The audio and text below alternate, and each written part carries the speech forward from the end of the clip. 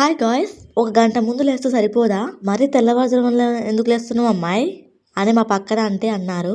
Rice, curry, breakfast ఇవన్నీ మన అనుకునే టైంకి అయితే కావు అలా లేస్తే. చాలా మంది ఇళ్లలో ఇలాగే చేస్తారు. అంటే ఒక గంట ముందు లేస్తారు, అన్నం కూర చేసి పంపిస్తారు బాక్స్ కట్టి.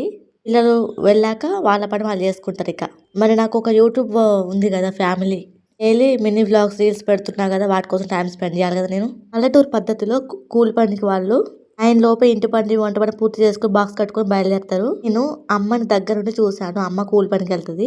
నేను కూడా అవే టైమింగ్స్ ఫాలో అవుతున్నా. కానీ నేను అంతే మారను. అమ్మని చూసి నేర్చుకున్న ఈ పని పద్ధతులు. ఇంట్లో ఇంటి పని వంట పని పూర్తి చేసుకున్నాక నాకు మనసంతా హాయిగా ప్రశాంతంగా ఉంటుంది. ఏ పని చేద్దాం అనుకున్నా కనబడుతుంది. కానీ ఈ వంట పని ఒక పట్టాన పూర్తవదు. బట్టలు ఉతుకుతున్నాం, సగంలో ఆగిపోయింది అనుకోండి. గిన్నెలు కడుగుతున్నాం, సగంలో ఆగిపోయింది.